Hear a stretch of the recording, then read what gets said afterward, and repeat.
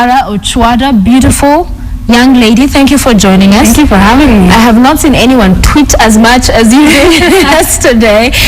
There are quite a number of tweets coming in, but that to me just showed your dedication to what it is you're doing. And remember, we'll have our phone lines open. You can engage and be part of this discussion. But Sarah, you've been raising money. You're on a funds drive. It's Sindikiza, SnoLegal, and we'll have a split screen. You'll see some of those banners and the campaign she's been driving. But tell us about what is Sindikiza SnoLegal campaign about? Okay, well, Sindikiza SnoLegal is a fundraising campaign, but I've been running it primarily online. Okay. Sindikiza obviously is a very Kenyan term. It's Swahili for escort, but we use it all the time when we're fundraising.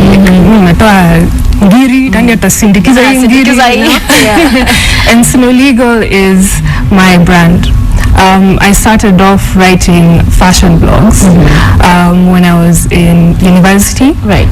Initially just to educate models about their rights in the industry, because I used to be a model. Okay. And then it kind of grew from just modeling to entertainment law and sports law.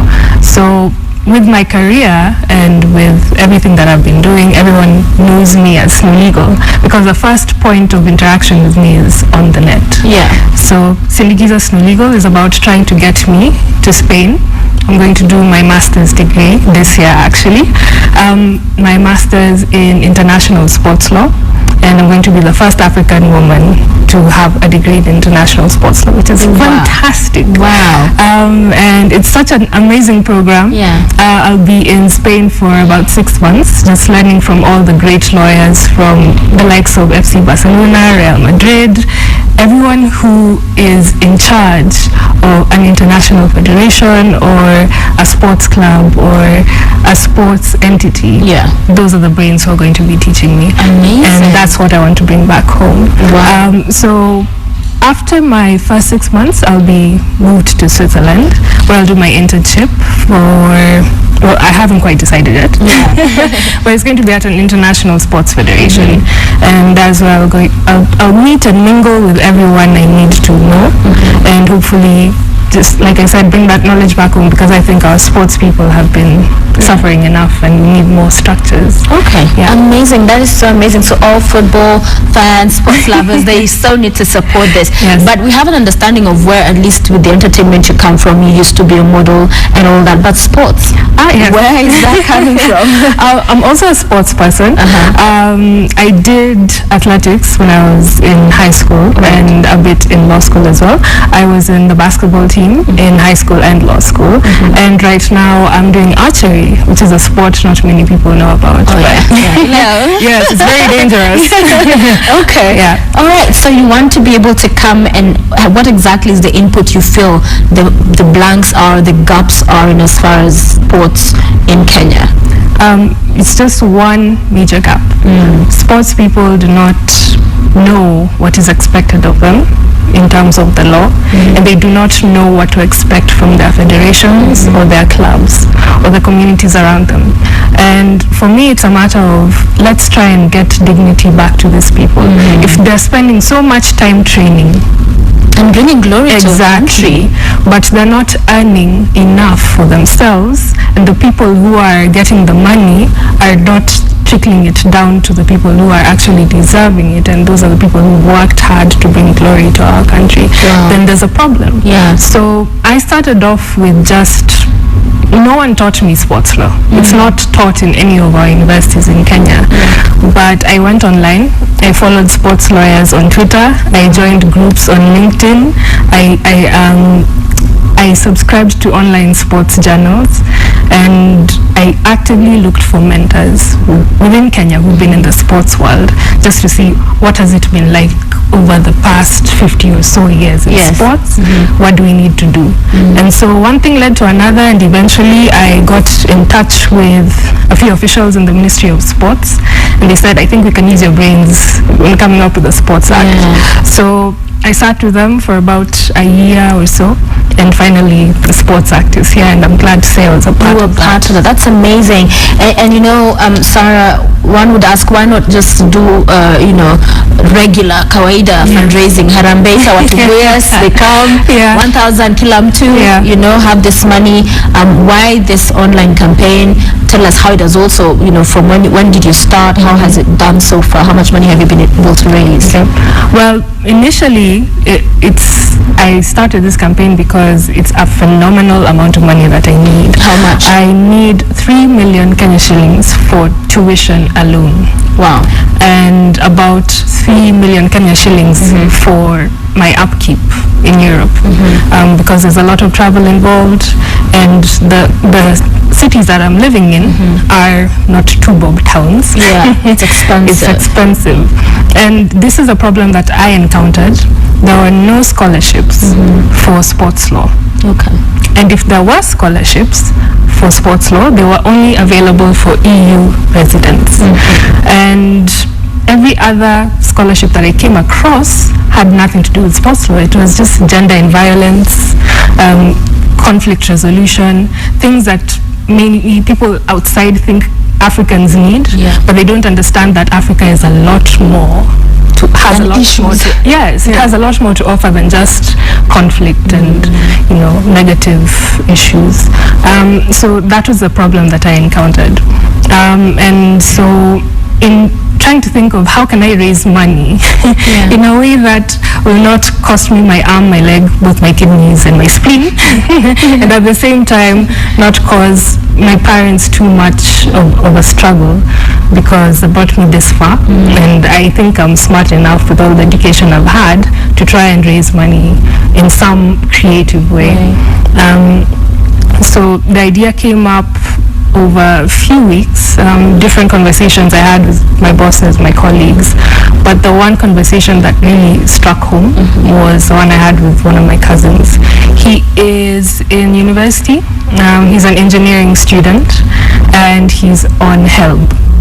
But he said, I want to support you, Sarah, I just don't know how I can do it. And even though I gave you a little money, I'd feel so ashamed because it's not as much as what everyone else would give. So I told him, that's okay, give me that 100 bob and I'll show you how amazing an opportunity 100 shillings can create. So I went back and thought about it, and I was like, I have a pretty good network of people in sports and entertainment, and most of the time my friends are like, I wish I could get to meet all these amazing people that you meet, and I was like, maybe we can do something about that. So I had a wish list of people in media, sports, business and entertainment. And we're seeing some of those pictures of those celebrities, people in the media, sports personalities holding that, sign SnoLegal, Sindikiza, So I just had a wish list, and I was like, let's see if I can get some of these people involved. I asked them to donate just 1 hour of their time to meet and mentor one lucky Kenyan, and whatever they choose to do with that one lucky Kenyan is up to them. They're the ones who are designing the hour of the time they're going to spend with the winners. So I came up with that concept, and I spoke to some amazing guys from Space Kenya and Wife, and they said, we can actually do this online, and it's kind of like a crowdfunding concept. It's never been done in Kenya before, but I'm sure you can do it. So they set up my website for me, and the whole M-Pesa issue came up very differently, because initially I had been in talks with Safaricom, but it reached a point where like we can't really help you with the technical side, so you'll have to figure out how to do it on your own. Luckily for me, I figured it out, because every time I have to deposit money into my bank account, I could do it very easily through my phone and M-Pesa, and it goes directly because they have a paybill number, and then once you send the money through, then it sends you back a code. So I thought that's very safe, and no one can tamper with this sort of system. So I set it up, put all the details of my website, and we were good to go. But it wasn't without challenges, I can say. It took me roughly 2.5 months to get all the mentors on board. There are about 16 of them. Give us some names for some of the mentors you have. There's Julie Gishuru, Janet Mbugwa, Dr. Mani Chandaya, Sauti Soul, Juliani, Biko Adema, Collins Injera, Azar Anwar, who was amazing. who haven't I mentioned? Wahiga Mwaura. Yeah, so quite a number of different fields. Yes. You get them together. Exactly. And the amazing thing is you can send your 100 shillings. Once you get your code, confirmation code, you can pick whichever mentor you'd like to meet and hang out with and learn from. Yeah. And that's, I think, one of the... For just 100 shillings? Just 100 Okay. Wow. And that, I think, was just an interesting concept for even the mentors themselves. And they said, yeah, let's do it. And in fact, some of them said 1 hour is not enough. I'll give like a whole day to whoever comes. And some of them are let me say, they're planning some amazing days for their winners.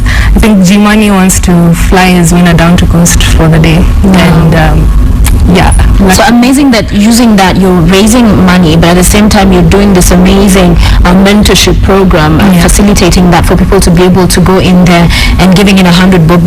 Are you also getting direct donations? Yes, yes. Because some people said, I want to give more than 100 shillings. Yeah.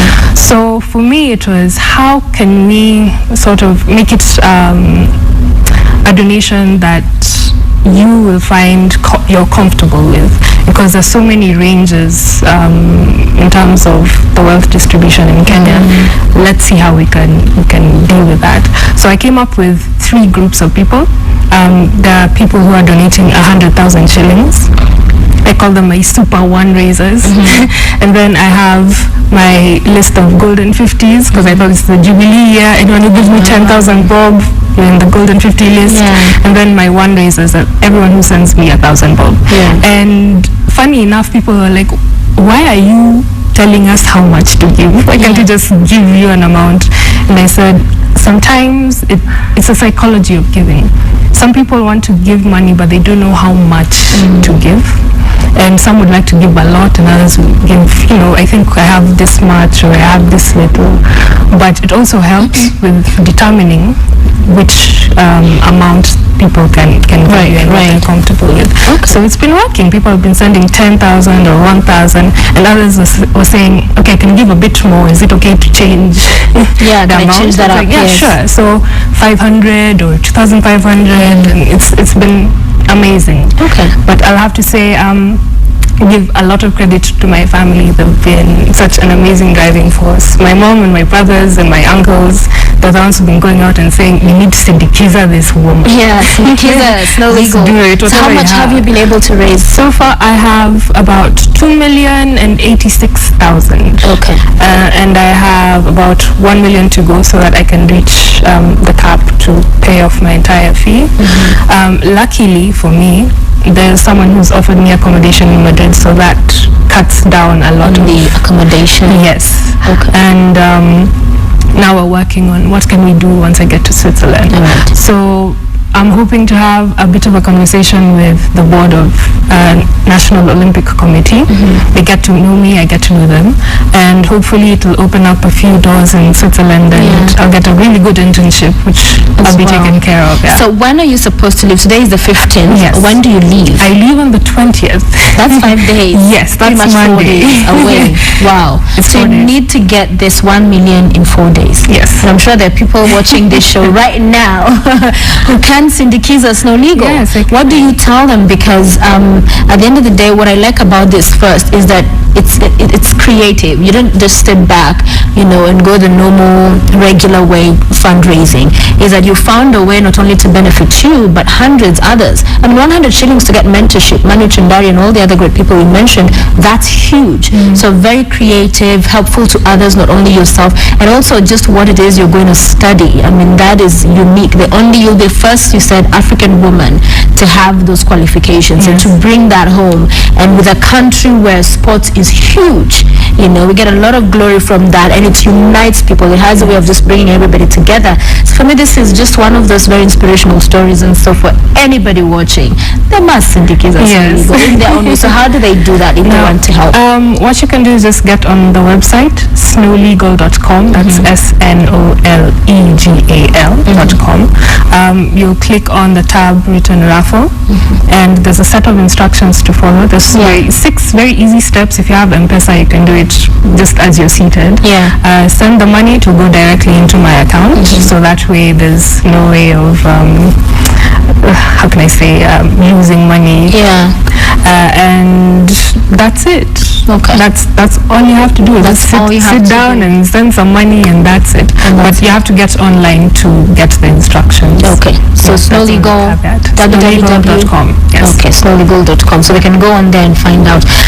In terms of, you've mentioned some of those challenges, but going through this period, what other lessons you've been able to pick up with, of course, the conversations you've had to have with different people, just this something you've not done before, but getting to do, what is it you've drawn from this period? Oh, wow. I have learned that once you start thinking you can do something, amazing things happen. And you can literally rule the world if you have to. Amen to that. And another thing I've learned is Kenyans are always supportive. Despite the fact that people say Kenyans are so busy. First of all, you had Westgate, then you have hunger in Turkana, then you're coming with this. Yes. Someone who was a model and who is a lawyer and who is expected to have money. Why do you think Kenyans would help you, and how do you think Kenyans would relate to you? But the one thing I've learned from Kenyans is that so long as there's an idea and you're trying to help yourself, they're always willing and ready to help. Like, I have spoken to people from all walks of life: Indians, Muslims, Christians, whites, Africans. I mean, and they're all interested in helping in any way they can. And even people from a lower economic background, like I personally took my posters to the CBD myself. I went into DVD shops and restaurants and cyber cafes, and I asked people, is it okay if I hang my posters in your premises? And they said, fine. In fact, give me 4. I know a few other places you can take them to. And just people on Twitter who found me on Twitter just when they were randomly tweeting and engaging in conversation with them, talking to them about what I'm doing and how I'm trying to achieve it. And they get a passion to do things for themselves. Yes. Because there's so many times you have a dream to achieve something great, but it's always hampered by people who say you can't do it. Not because they don't want you to, but because maybe circumstances prevent you from doing it. All right, let's take a call from Martin from Githurai. He calls in. Good morning, Martin. Martin. Good morning. Good morning, Joe. We're good. Thank you for calling. Do you have a question or comment? Okay, congratulating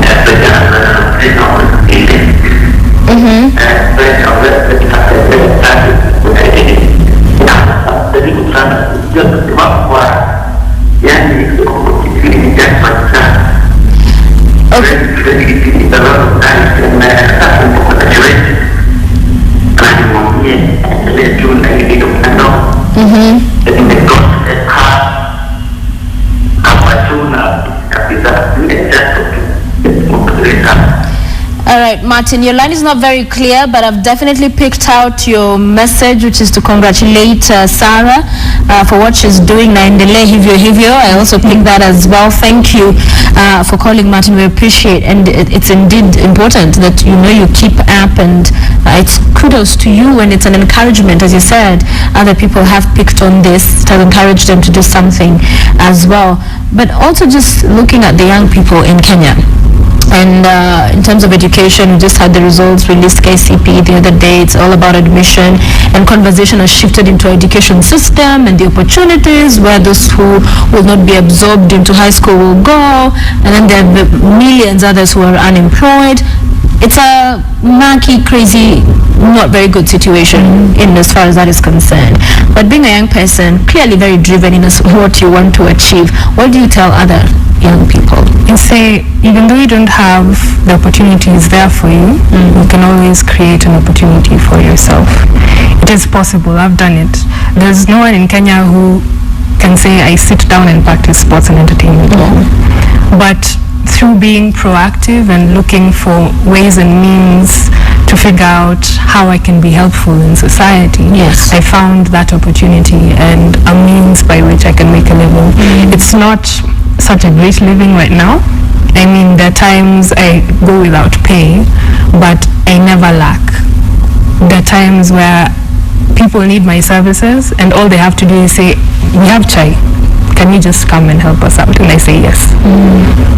There are times where I've had to get into a matatu and go all the way to Machakos just to visit a group of people who are starting a sports club, and they say, we can't do anything else for you. Joey Githeri, Joey transport ya nyumbani, just come and spend some time with us. I've done that.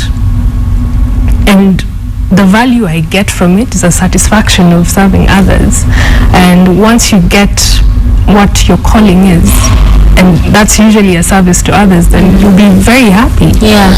You'll be very happy and you'll be content with what it is that you're doing. So don't think that someone out there must give me something to do.